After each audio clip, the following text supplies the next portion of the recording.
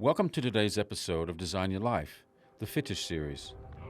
Today I catch up with the wonderful meditation expert Tim Brown. Tune in as we chat about how his experience living in Uzbekistan in the 90s shaped his life, and how he discovered meditation and the mental and physical health benefits that come with meditation. The thing that struck me during this chat with Tim was how accessible meditation is, and how setting aside a couple of minutes a day to invest in your health will have a positive impact on your life with mental and physical clarity.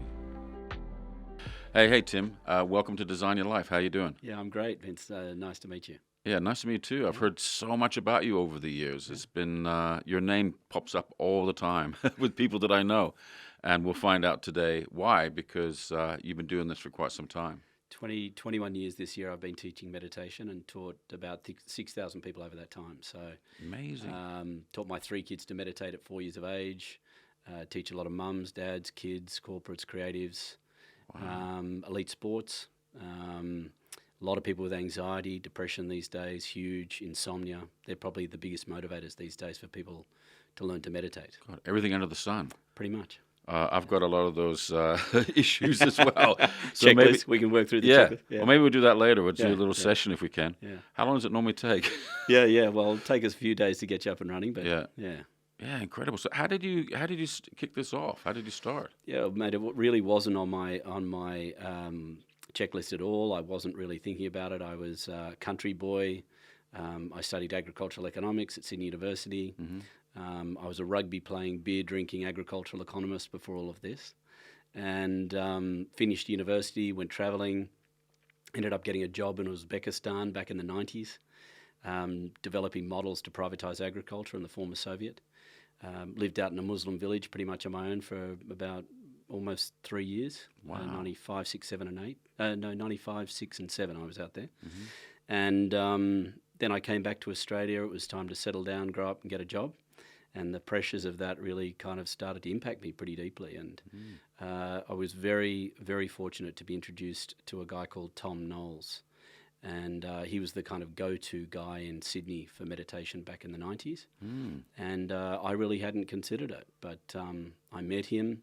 He was an amazing guy. He was a trained neuroscientist that had given up a career in neuroscience. He was based in Wallara. He was married. He had kids. He was a pretty normal bloke. And that really resonated with me. And fortunately, I was smart enough as a 24-year-old to learn to meditate with him, and it changed my life. Wow. Did you at that time kind of reach rock bottom or something? What Definitely, happened? yeah. I mean, I came back and I've been living in an environment where people had absolutely nothing. They'd come out of Soviet rule. The stans, Uzbekistan, Tajikistan, Turkmenistan, Kazakhstan, Kyrgyzstan had all gained independence in 91. Russia basically pulled the pin on them, and it was a pretty tough environment. And yet I saw the community and the connection, the way they supported each other was really profound for me. Kind of came back to Australia and just realised what an incredibly fortunate environment we lived in. But it was very challenging, to see opulence, and also a lot of unhappiness. Yeah. And so it really got me asking some pretty existential questions age 24. And what were those questions? What the hell's this all about? Yeah. Is this what we do for the rest of our lives? And, what's the value in that? It really made me start to think very deeply and how I was going to navigate this next phase of my life heartfully and to make it a meaningful and purposeful experience. Did that make you, I guess, change your whole value system? It really did, yeah. It had a huge impact on that. It was like, what's important here, and what's valuable and what's worth doing. And I was very keen, to get married and to have children. I wanted to spend time with them. I wanted to be involved in their lives. I wanted to be around them. I think, the last generation probably wasn't great at that in many ways, and I wanted to do that differently. And so I was looking to kind of develop a way of, doing something meaningful and purposeful, and also being very present and available to my family life. That was very important to me. Was this at age 24? Age 24, yeah. Jesus. Did you grow up with a kind of a spiritual family? Not at all. No. Well, I mean, I got sent off to a Catholic boarding school, but no, it wasn't a very spiritual kind of environment. Yeah, I mean, the time in Uzbekistan, I'd always been a fairly deep thinker, but the time in Uzbekistan really gave me some time to reflect and to think and space, and there wasn't a hell of a lot going on in the Fergana Valley of Uzbekistan in 1995, 6 and 7. So, it gave me some time to contemplate. Wow, that really changed your life. Trajectory significantly, yeah. Yeah. Gave me the confidence to kind of step out into the unknown and do what I wanted to do. So when you came back, Yeah. you met Thom. Yeah.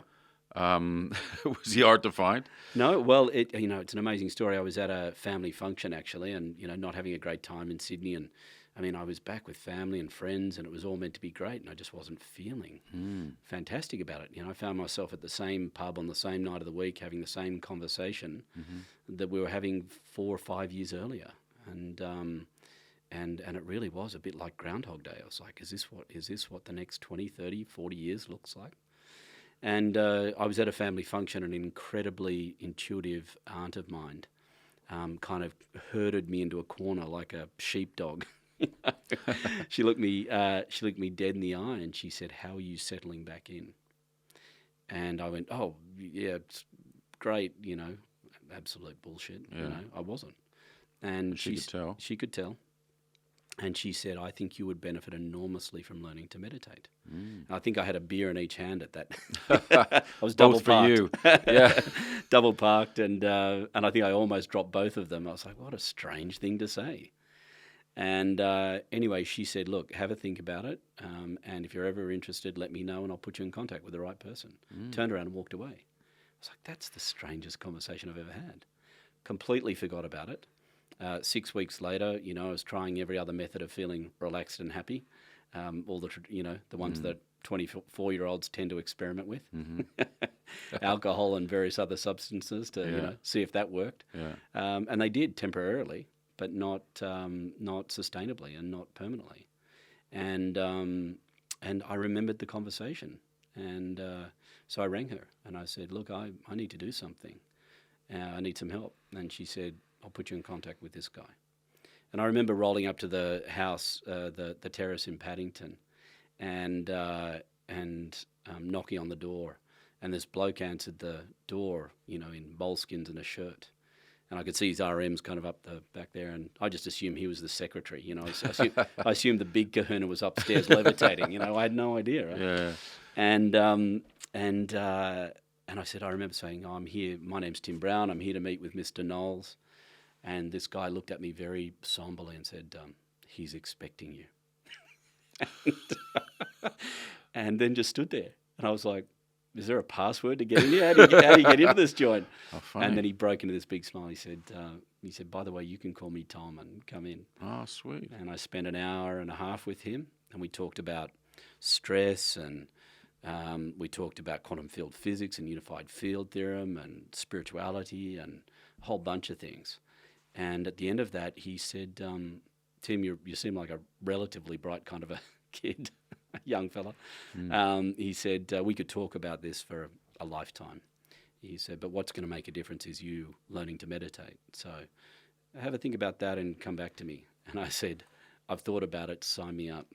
Wow, on the spot. I learned to meditate. He said, "Righto, well, talk to my PA downstairs and see what we can do." And there was a spot the next day at 10:30, and I walked back into that terrace 10:30 the next morning and learned to meditate with him. And never look back. Never looked back.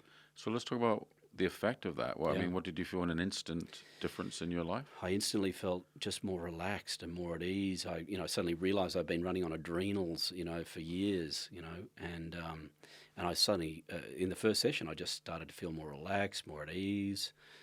He explained to me that was, my brain chemistry changing from adrenaline, noradrenaline, cortisol, all that flight-fight chemistry into starting to flush with serotonin, dopamine, oxytocin. And I just started to feel that relaxed, connected, at ease kind of feeling almost immediately. And And he trained me he taught me how I could do that for myself.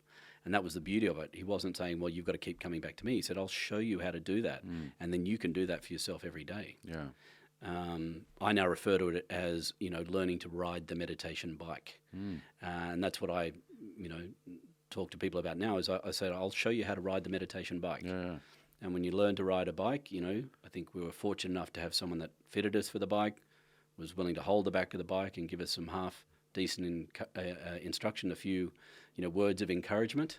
We're all a bit wobbly in the beginning, but soon enough, it was something we could do. You never forget. Meditation's exactly the same. So in the Vedic meditation is what we call it. It's a correct mantra passed on correctly with correct instruction. And that's the knowledge that has been passed down through an unbroken line of teachers for over 5,000 years. And so, it's got this beautiful lineage. Out of India? Out of India, yeah, out of India. And that's always really interested me. It's like, why India? And one of the best explanations I've ever heard is with the Himalayas. They call it the Himalayas in India, not the Himalayas. That's very Aussie, Himalayas. The Himalayas to the north, ocean on three sides. India is a continental island. And for millennia, no one could get an army over the Himalayas. And people hadn't worked out how to use boats. And as a result of that, India developed as a very sophisticated nation because it wasn't having to war. It wasn't engaged in warfare. It wasn't having to defend its borders. And as a result of that, the people of India invested their time into agriculture, and out of that came specialization and cultural development. It became a very, very sophisticated nation very early in human history because it wasn't having to fight wars. And people got to that stage of asking questions. How does the mind work, and the body and the emotions, and how does that relate to everything else? They started thinking about that very early in human history. And, that's where these knowledge lines came out of. And we're very fortunate, but these techniques are not intrinsically Indian. They're intrinsically human. And that's really the beauty of it. The way I talk about it, it's a bit like a BMW's very good German technology, but you don't have to dress up like a German and speak German to enjoy a BMW. Right? And that's exactly the same with meditation, practiced correctly and appropriately. So I really acknowledge that lineage of over 5,000 years, and there's some traditional aspects to the learning, but this is good conscious technology. That's what it is. And applied appropriately and integrated into a day-to-day lifestyle in modern-day living, it's a very powerful practice to have. 24, how old are you now? Yeah, no. Wait, 20 years later, maybe. No, 21 years here. So I'm 48, about to be 49. So, yeah, the world hasn't got any better, has it? Well, mate, I mean, things are just escalating, right? Yeah. And I was watching a TED Talk the other day. It was one of the world's leading neuroscientists.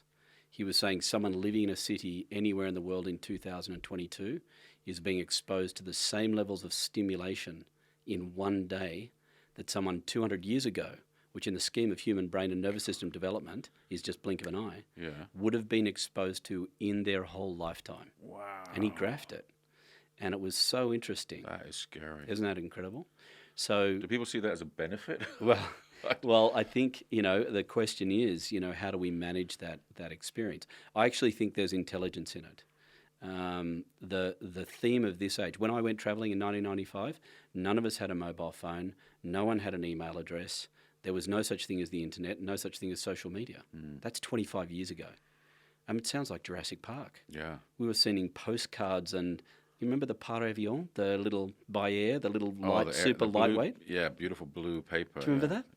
Yeah. Remember that? And you'd send them, and then you'd beat them home, You'd get home, and your parents are like, why didn't you write? Yeah. It's like, I did. Yeah. Wow. So we've moved into, in the last 25 years, we have moved into a completely new paradigm. And we've all been so excited about the new Nokia or the new iPhone or whatever, and assimilating that into our lives. But the impact of that has been this massive escalation in stimulation.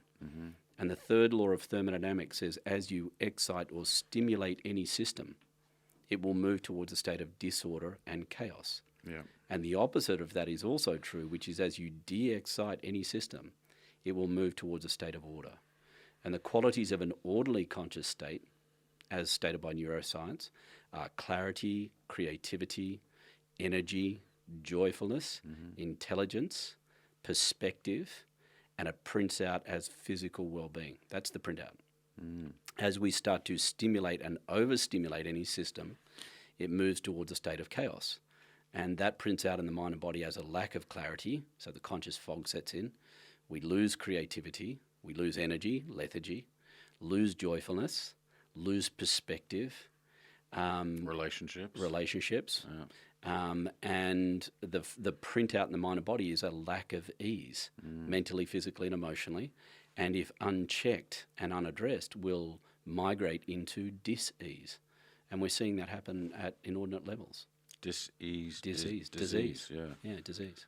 Are you looking at me going, you're screwed? I can tell, I reckon, can't you? mate, you're looking pretty buff there. You're in good shape, mate. I'm okay. No, physically, Yeah. I'm good. Mentally, it's interesting you say that because I mean that's obviously I'm a crazy creative person, and I guess the question I have is, do we all have the same minds? Do we fundamentally kind of think and act and feel the similar things? I think there's, from the Ayurvedic point of view, the knowledge through which this comes is called the Vedic knowledge.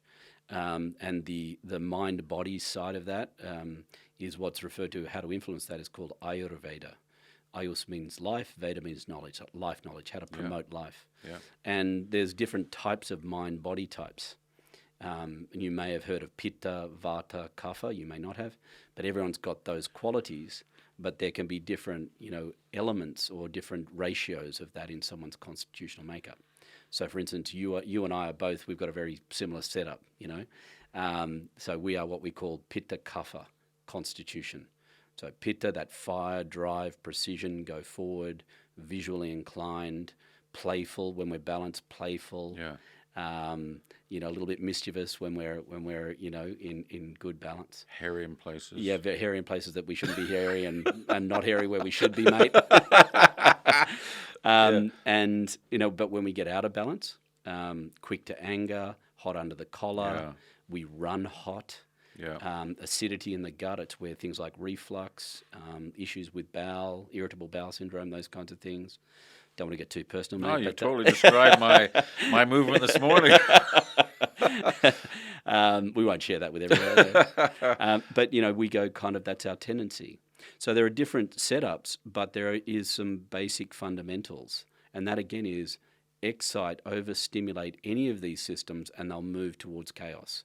And if we de-excite them, which is really becoming the new skill in this world where the stimulation levels have just escalated in a very short period of time, we have got to work out really how to, on a daily basis, de-excite our conscious state. And that's what meditation is. Very simple, is application of the third law of thermodynamics. De-excite the system. What does that bring? Rest and relaxation. What does that do? Turns off the adrenals, turns on the serotonin, dopamine, oxytocin.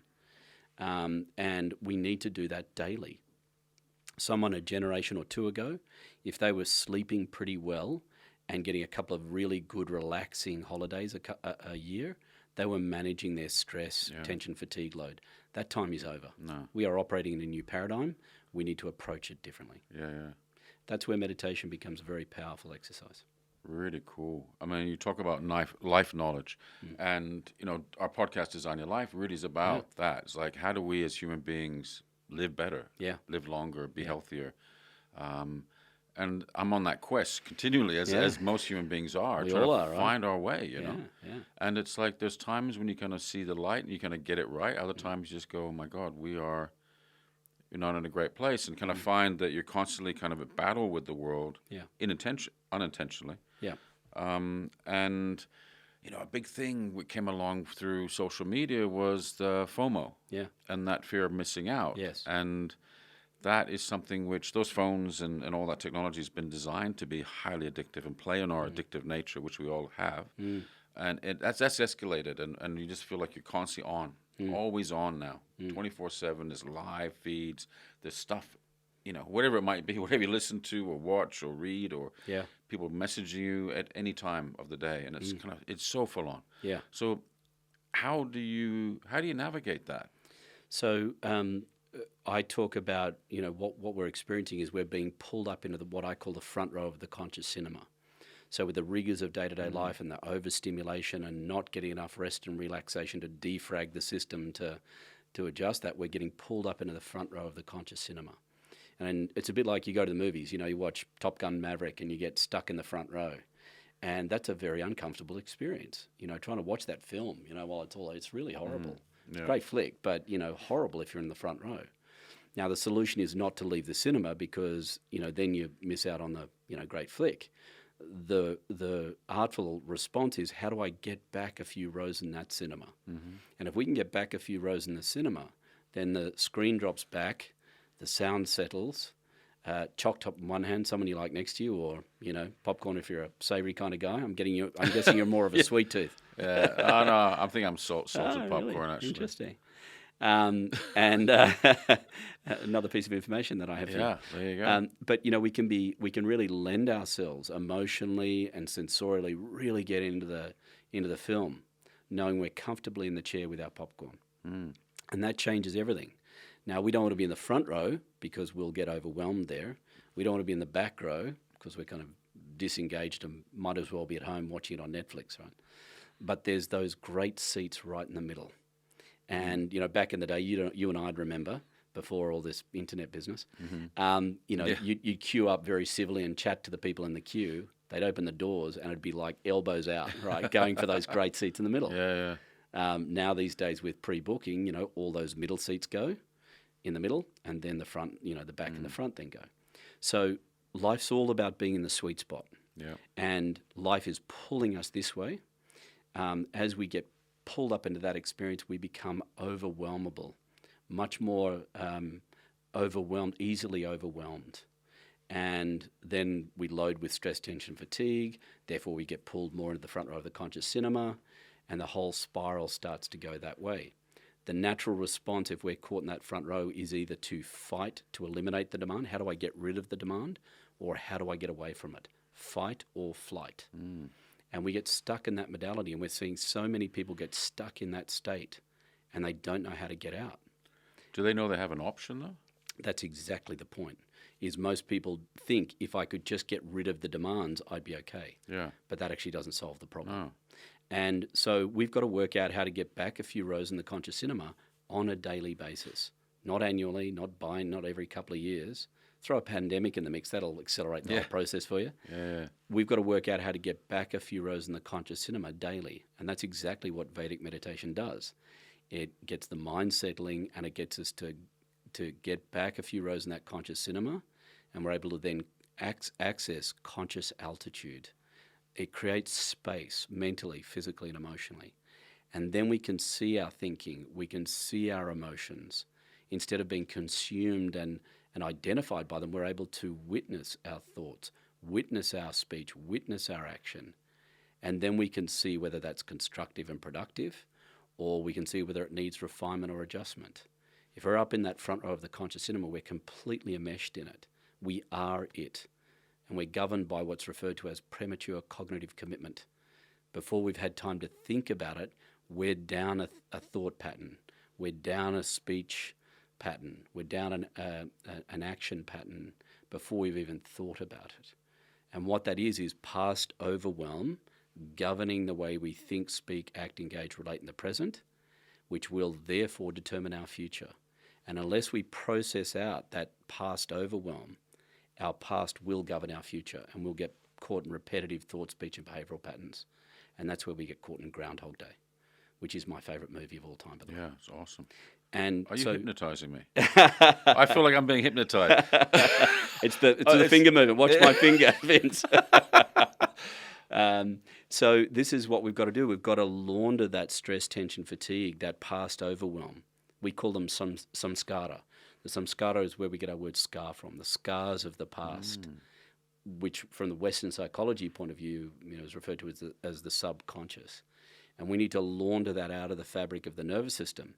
And as we do that, that cleans the lens mentally, physically, and emotionally, for us to be able to engage in the present on its merits, not governed by past overwhelm. Then we're able to engage in the present on its merits, rather than overreacting or underreacting, which is what that past overwhelm will make us do. And therefore we're able to engage in the present on its merits, which therefore allows, our future to start evolving. And this is where progressive change and evolution and our life storyline starts evolving, rather than being caught in this repetitive behavior. So how do you see that manifesting in people? Do you see quite significant change in that?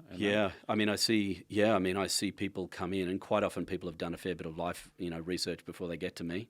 But what we will often do, we've been trained to do, is, someone's feeling very uncomfortable, and it's like, I need change. Yeah. And what they'll do is they'll go and change the relationship, change the work, change the geography, change all that. And what they do is, I've done all of those. And it's good research to do. It's not incorrect. But what they'll do is they'll then, unless they shift and adjust their conscious state, they'll just go over here and they will recreate that same scenario with somebody else, with another partner, another work environment, another geography. And that's what we're all here to do, is to do the research we need to do to get to the point to ask the questions that we need to ask. Yeah. And there's a built-in mechanism in the universe that says when the student is ready, when we've done enough research and we've got to the point and we're actually really asking the questions genuinely, then that knowledge will turn up somehow or other. And it might be in a book, it might be in a song, it might be through nature, it might be in a conversation like this. Yeah. Depending on our level of inquiry, we will draw towards us that which we need. But we need to get to the point to ask the question. Yeah. And that's valid research, whatever that takes. Starting off kind of a younger version of myself, you naturally think it's everything else around you that's wrong. Yeah. Not in terms of being egotistic, but in terms of thinking, you're kind of trying to navigating the world and how it works. Yeah. And then over time you realize there's repeat patterns, you realize that you're actually the heart of the problem. There's a common denominator. Yeah, and it's me. And it's an opportunity, you see it as a problem, but you see it as an opportunity to change. And by no means am I perfect at all. But there's some things I've done in my life that I know I've done exactly that. I've flown to other countries, I've changed relationships, et cetera, only to be back in a similar situation, or like what you say when you came back from being overseas, you just felt like empty, or that you felt like your meaning in life was not there, even though you were in an incredible country. Yeah. And I guess that's interesting. You talked earlier about you deal with mega famous people and real people, and who are actually real people too, and people who have achieved a huge amount and just are lacking clarity or happiness or whatever they might be, or focus. So it's applicable to everybody, isn't it? Oh, and I get people walk in all the time, and they've done the research, they've done the acquisition model. They've got got the family, got the friends, got the this, got the that, got the, and they get to that point. It's like, but I'm still not happy. I'm still not feeling content. And how do you feel? You feel terrible about that. Exactly. In fact, it feels even more terrible because you've got what everybody else is trying to achieve, and you're still not happy. That's incredibly confronting. Is that when people start self-sabotaging? Well, they'll start doing all kinds of things. In that feeling, and what it does, it brings this feeling. What they've had to do to achieve that also is, it's like, well, what have you had to do? How have you had to behave to kind of get all of that can often be the question, and often not necessarily, they've not behaved particularly well. Right. Anyway, they then start asking questions, but, what in that constricted conscious state, there's a natural desire to feel relaxed, connected, and open. That's a natural desire. And us humans will do all kinds of things to have that experience. And that, of course, is where people will start doing all kinds of things like, alcohol, recreational drugs, all kinds of things, food, compulsive traveling, exercise. I've seen people develop what's generally referred to as addiction. I prefer to refer to it as dependency relationship. And that can be from mild to moderate to acute to clinical, levels of that. But we will go to the outside world to try and work out what's going to make us feel relaxed, connected, and open. Now, alcohol will do that to you, for you temporarily. We feel like this, we have a few drinks, and we feel a bit more relaxed, connected, and open. That feels good. That feels better than this. But then we go whack back into this. It's like, this feels like shit. This is no good. I want to feel like this again. And so, this is where, depending on someone's level of that, they then become dependent on that external thing, whatever it happens to be. And it can be alcohol, it could be social media, it could be, we'll find, if we're feeling like this, we'll find something to make us feel like this. Isn't meditation another form of that though as well? Well, what happens is when we're doing it with external or exogenous product, the reason those things work is because we are designed to produce that natural biochemistry by our own brain and body, but we're not producing it. And so that's why we feel so mentally, physically, and emotionally incarcerated. So when someone's in that state and they don't know how to produce that, get their mind and body to produce that, they go to the outside to find it. When we can learn how to meditate and switch that natural biochemistry on, I mean, I joke with people. I say it's the best gear going round. It's pure, serotonin, dopamine, oxytocin produced by your brain and body, not manufactured in a bathtub somewhere with some cleaning products. Yeah. This is the best stuff going round. And it will activate those neuroreceptor sites. And when those neuroreceptor sites are activated with your own natural biochemistry, then the desire for those other things starts to go away. And as you said before, everything is about, there's only one topic worth discussing in the whole universe, and that is relationships. And the primary relationship that we have is between our own mind, body, emotions, and essential nature. And the quality, to whatever degree that relationship is integrated, will determine the quality of relationship we have with absolutely everything else, with family, with friends, with careers, with money, with time, houses, cats, dogs, and goldfish. Whatever it is that we're relating to is going to be a reflection of the relationship that we've got with ourselves. The world is to us as we are to the world. The world is a self-referral phenomenon. Yeah. And that's the realization you were talking about. We suddenly realize we take ourselves to the world and it's reflecting us back to us. Right. The less conscious finger point. And there's that old saying, when you're pointing a finger, you got three pointing back at you. Yeah. Very confronting. Yeah. But we suddenly realize that this is simply reflecting us back to us. And instead of, wasting our energy trying to fix all of this, the more conscious say, well, I'm seeing repetitive, patterns out here. That's information for me about me. And this is where, Mahatma Gandhi's famous saying was, be the change you want to see in the world. Yeah. You see the need for change in the world. That's information for you about you, not about it. There's nothing absolutely going on out here. The world is simply mirroring us back to us. So it doesn't make you want to take off and live back in Orange or somewhere remote, hide away from society? I mean, you're in the heart of it still, right? I deliberately set up my centre in Paddington, opposite the Four in Hand pub, in the densest, population in Sydney, because I want to show people you could do this right in the thick of it. The ultimate goal of meditation is to enjoy stillness in the storm, stillness inside of dynamics. Anyone can access stillness, in Mullumbimby or, wherever. But that's no real achievement. And the world doesn't need more people sitting in caves or outside of society. It needs more people with clarity, creativity, energy, joyfulness, solution-based thinking, right in the thick of it, tackling the problems of our current society. That's what we need, not people in caves. This is the age of the secular. And while this technique is an ancient technique, what it does is it's what we refer to as the householder technique of meditation. There are some techniques that are designed for reclusive monastics, people that want to head for the hills and roll the rock in front of the door.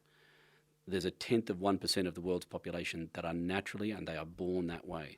The rest of us are householders. And as attractive as it might sound on a Thursday at about 11 o'clock to head for the hills, it's attractive sometimes. It's not the way we're designed to live. We need to be in the world and have the conscious altitude to be in this, but not overwhelmed by it. Yeah. And for years, people used to say to me, tell me in one word what meditation can deliver to me. And I couldn't think of a word, so I made one up. And so when people ask me that question, my response is un-overwhelm-ability. Yeah. Un-overwhelm-ability. Because if we're able to get back That's a a few hard rows in word. the... Yeah, lots of syllables in there. But if we can get back in that conscious cinema, we can't be overwhelmed by anything. Yeah. And it doesn't mean that we're dissociated. That's the back row of the conscious cinema. We don't want to be there. We want to be in those sweet seats where we can be engaged but not overwhelmed. And that allows us to be inside of the dynamics and a part of the solution rather than inside the dynamics and part of the problem. When I get opportunities to do talks around the world and stuff, I'm very thankful for that. Or even doing this podcast, I actually get quite anxious. I get nervous about it.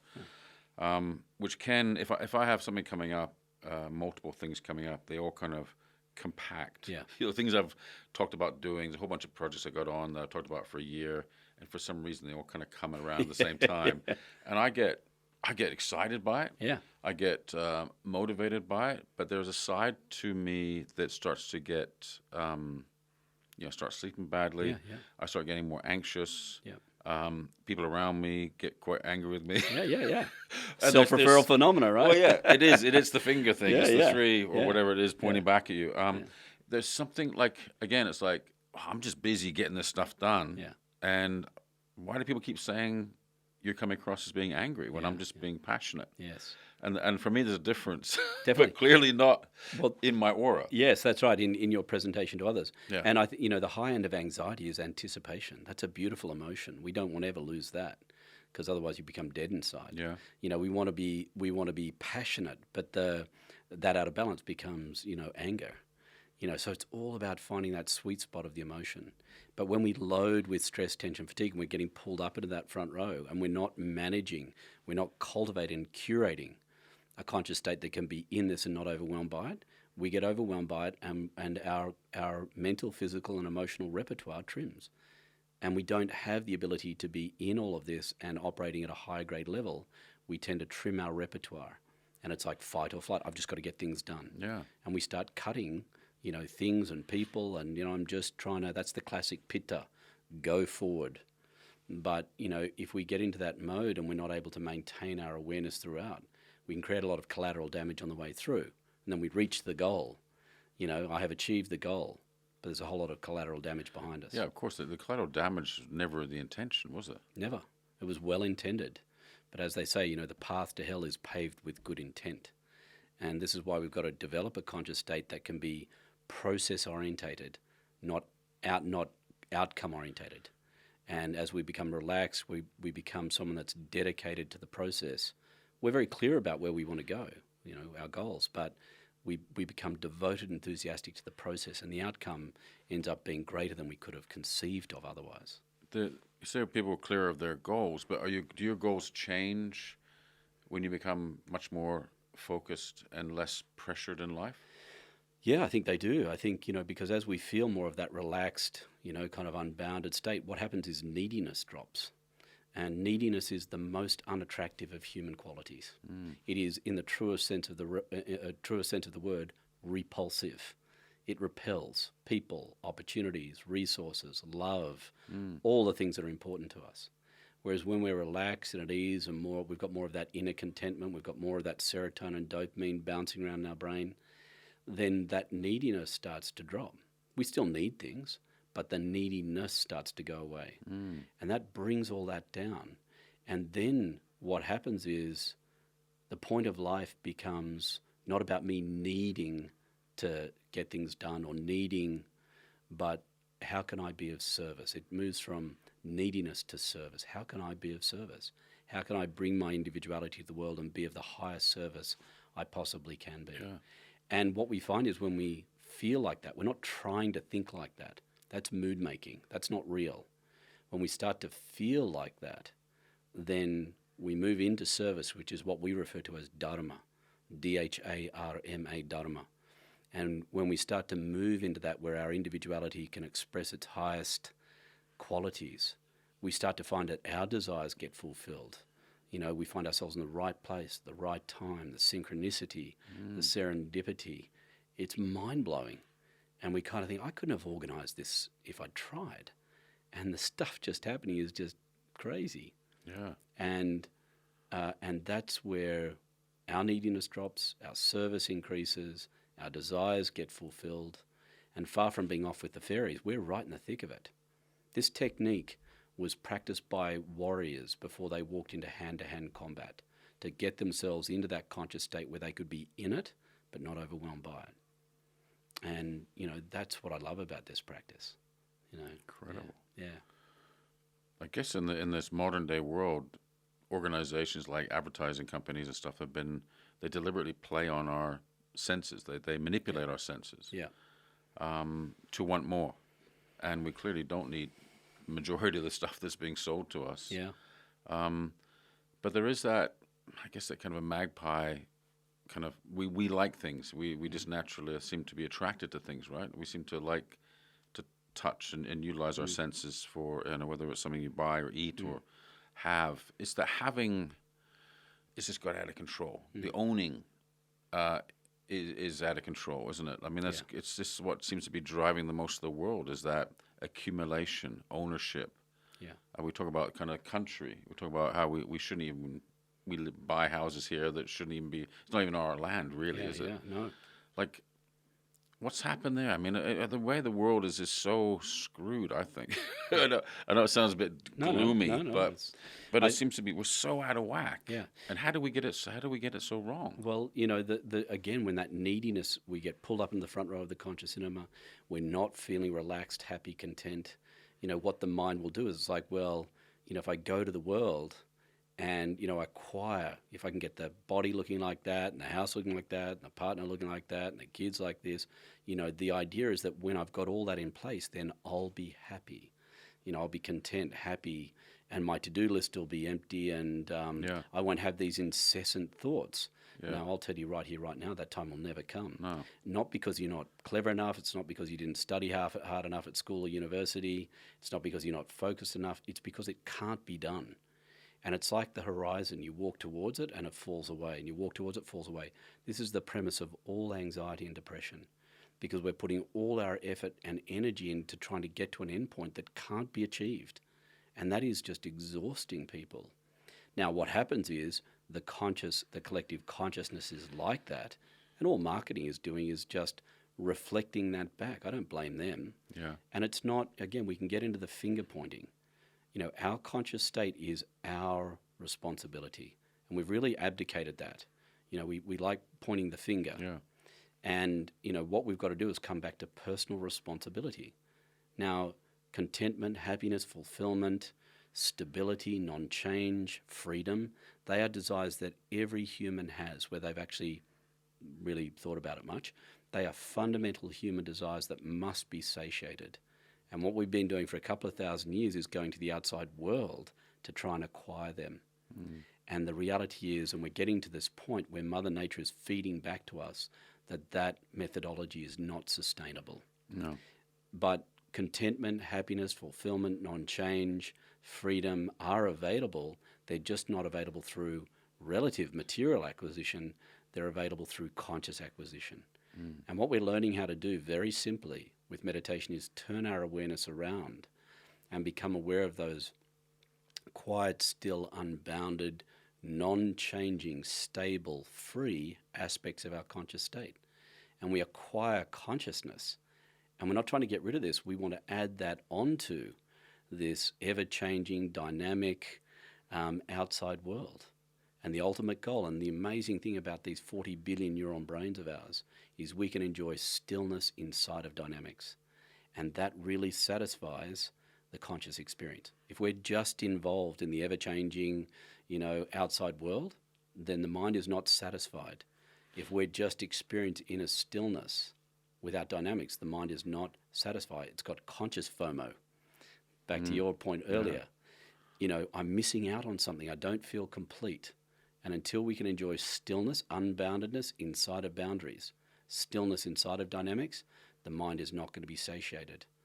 And if we're just looking in this direction to acquire our way to that experience, proven failed strategy. Doesn't work. Does James Packer look happy to you? He's got plenty of money and lots of houses and boats and all that. Does that guy look happy to you? I haven't met him. Yeah.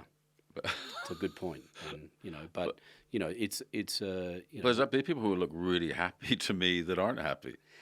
yeah. I mean, how many people do you know that really enjoy themselves? That's our responsibility. That's our personal responsibility, is to work out how to be able to really enjoy ourselves and then take that to the world. Yeah. And make it, lend it to the world and be of service with it. Yeah, That's our personal responsibility. Well, it's interesting that I've said it probably a few times now on the podcast, but the pandemic, the lockdown, actually did make me sit in my garden looking at a tree for days on end. Good. It actually stopped me. It's like when you stop coffee and a couple of days later you get this pounding headache. Yeah. The adjustment to actually being slow things down, being in your place or a place repeatedly, away from the kind of the kind of craziness of the world. It's quite interesting that kind of like it was really uncomfortable, unsettling, because you're just used to running on adrenaline, like you say, and then you kind of the whole world felt like it stopped. Yeah. And it's kind of it's just interesting to see that it didn't take that long before I started to enjoy it. And it's weird how you don't enjoy it, or I didn't. Some people love their home. For me, it was always like come in, get changed, eat something, go out. This is that kind of stopover place. But it's that kind of getting grounded again. Yeah. It felt really good, only to, I guess, quite soon after that to get busy again. The other thing that I want to talk about is well-being, because well-being is huge now. Well, just on that pandemic, I think, what was that all about ultimately? It was about humanity moving into the consumption model, and that was just becoming over-avarice and out of control. Yeah. And the way that Mother Nature will speak to us, she'll whisper in our ear, and if we ignore that, she'll tap us on the shoulder, and if we ignore that, she'll poke us in the chest, and if we ignore that, she'll slap us across the face, right up to what I call the cosmic kick up the Khyber. We get bent over and you get the boot up the bum. Yeah. Now, the pandemic wasn't even that. That was just a bit of a poke in the chest. Yeah. But it was about consumption. Yeah. And what that was Mother Nature. We all got sent to our bedrooms. It's like, go to your bedrooms and have a good think about this. Yeah. You need to have a think about the way that you're relating primarily to yourself and then to everything else. That's what that was. Yeah. And it was unbelievably disruptive and incredibly confronting. But this is, and I wouldn't advocate it at all, but that's what this was about. And us humans have got to either learn the lesson, and Mother Nature says, come willingly or come in cuffs. How do you want to do this? Yeah. But they're the lessons, and it's about learning those lessons. And it's not about, we don't need to head for the hills. We just need to spend a little bit of time every day. Yeah. And what I call meditation, a little bit of a way in every day. Yeah. Just like we like going on a holiday, we need to just spend a few minutes. Vedic meditation is 20 minutes in the morning, 20 minutes in the afternoon. You can do it on the bus, on the train, on the plane, in the boardroom. So I'm naturally pull the car over. I'm naturally going to go, can you do it in 10? Yeah, well, 10 minutes will give you 50%. Yeah. 15 minutes will give you 75%. 20 minutes will give you 100%. Okay, cool. And I call it the Formula One pit stop of meditation. Amazing. In, refuel, new tires, back on track. So how does that work? How did it work out 20 minutes was going to give you the ultimate? It's a natural circadian rhythm of rest. It's Right. not a number that's been plucked from the ether. That'll give your mind and body the opportunity to go through a rest cycle. And that 20 minutes meditation for a novice meditator is equivalent to about 3 to 4 hours sleep. Wow. So you meditate twice a day for 20 minutes, you're getting an additional 6 to 8 hours rest equivalent, sleep Holy equivalent cow. rest into your brain and body before you go to bed at night. Therefore, your brain and body's proactively done the processing. It's done the laundry and defrag. Therefore, it doesn't have to do it at night. Therefore, people start to sleep properly. That's one of my issues. I mean, it's the snoring bulldogs and things like that. But. All insomnia is a very simple thing. You keep loading the body with stress, tension, fatigue, and not proactively processing that. The body's got to do that processing somewhere. Therefore, it has to do the night shift. That's going to throw you up into the waking state. That's insomnia for you. You start to proactively hit that pressure valve, and the mind and body doesn't need to do it at night. And these smartwatches, not this one, this is my grandfather's watch. Oh, nice. But the smartwatches, people are walking in now, they've got pre-data on their wrist. and then they start meditating. I'll say, someone's got one of those watches, I say, watch your data. And within the first 2-3 days, their deep sleep REM percentages go up and their light sleep and waking goes down. And that starts to trend very quickly. It's not rocket science. Give the mind and body the opportunity to rest deeply. It'll proactively launder. Therefore, you don't have to do it at night. Therefore, you sleep properly. Therefore, you need less sleep. Therefore, you wake up earlier in the morning, rested, relaxed, and ready to exercise, eat well, and meditate. I'm coming to see you tomorrow morning at 10:30. 10:30 is the time. Yeah. Shit. Okay, well, this is good. Yeah. Now, what is it that stops us from doing this? Because it was so logical. It makes so much sense. You got so many 6,000 great examples. Yeah. What is it that stops human beings from embracing it, connecting with it? Yeah, look, I think, if you look at photographs from 100 years ago, what you'll see is everyone's standing there with their mouths closed, like this. Yeah. Because no one's got teeth. Right. Because, the idea of brushing your teeth was not something that was around. Yeah. And then people kind of got onto that. And by the way, that originated in India. You'll see in India, people will walk up to a neem tree, which they're just everywhere, and they snap a little stick off in the morning, and it's got soap, neem soap. Yeah. They'll bend it in half, and they sit there wow. and scrub their teeth like this, and it's got soap, antiseptic on it. Wow.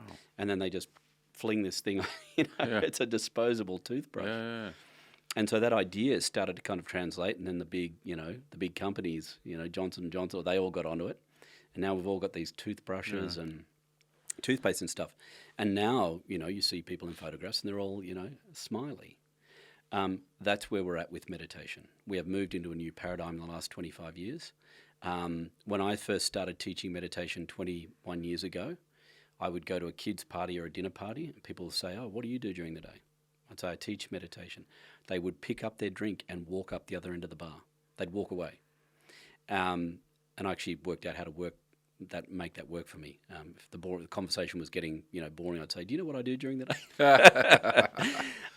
But we are seeing. I mean, look at the apps: Insight Timer, Calm, Headspace. Yeah, mega. All these, they're valued at like $300-400 million. These things that they did not exist 7 or 8 years ago. No.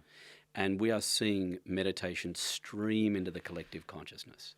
Now, those things are good starting points. And people must say to me, "You must hate those things." I say, I love them, because people at 3 o'clock in the morning when they can't sleep or they're anxious, they are having a go. They're downloading that and they're having a go. And then I see a lot of people will migrate. They'll graduate. I go, "Yeah, that's given me a bit of an experience, but how do I really take this to the next level?" And so it's really wonderful.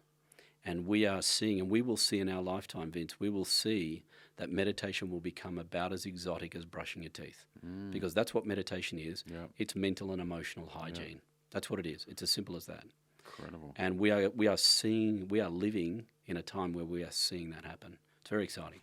Do you think this coincides with the all-time issues around mental health? Yeah. The pandemic of mental well-being and mental well-being. Mental well-being. It's just That's the it's pandemic. just like it's That's all the the time pandemic. people talking about it.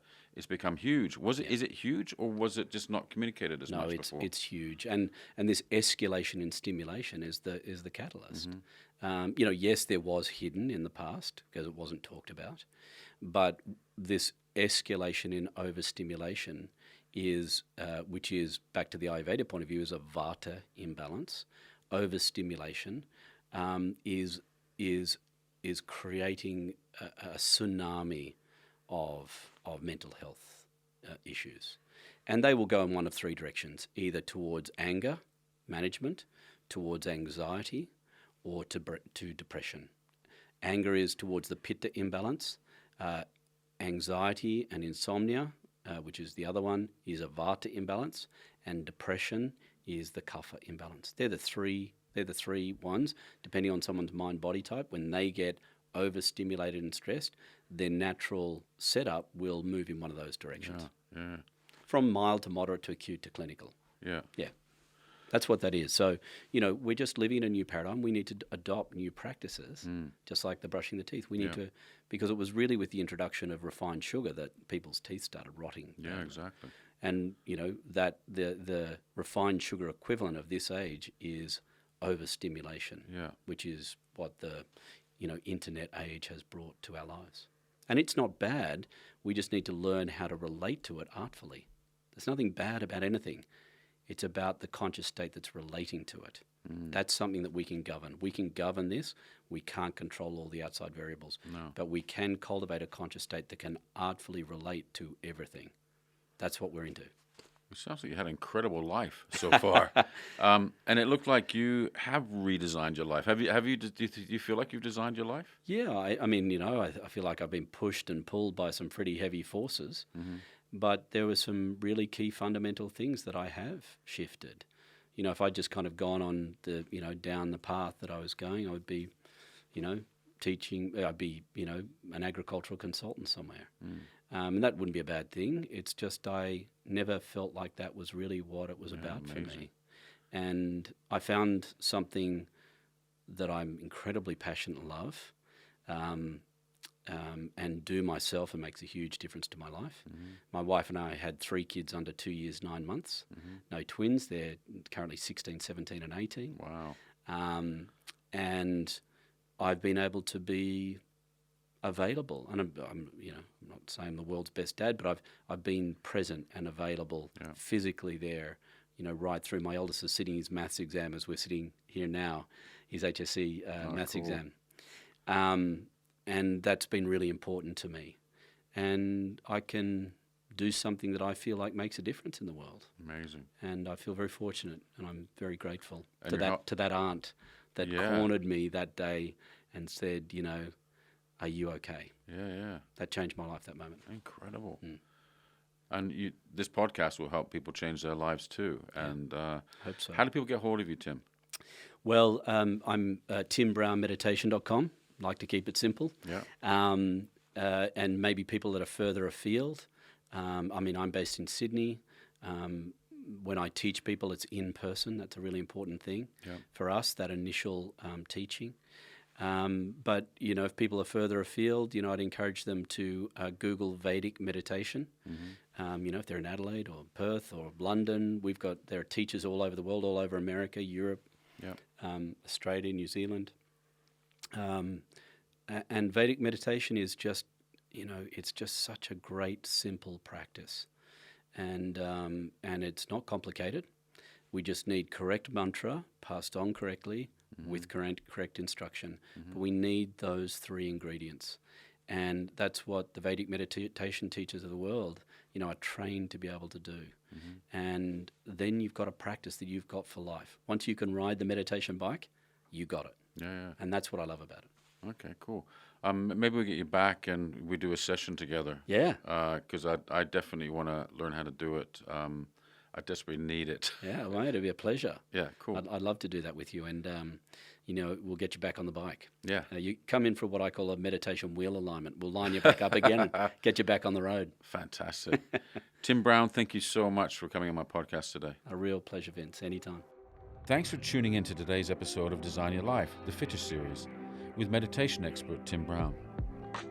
Listen to the next episode where I catch up with Craig Andrade, ex-lawyer and founder of the Raconteur, the brilliant luxury artisanal fragrance brand based in Sydney, who I've recently collaborated with on our Frost Chapters candle project.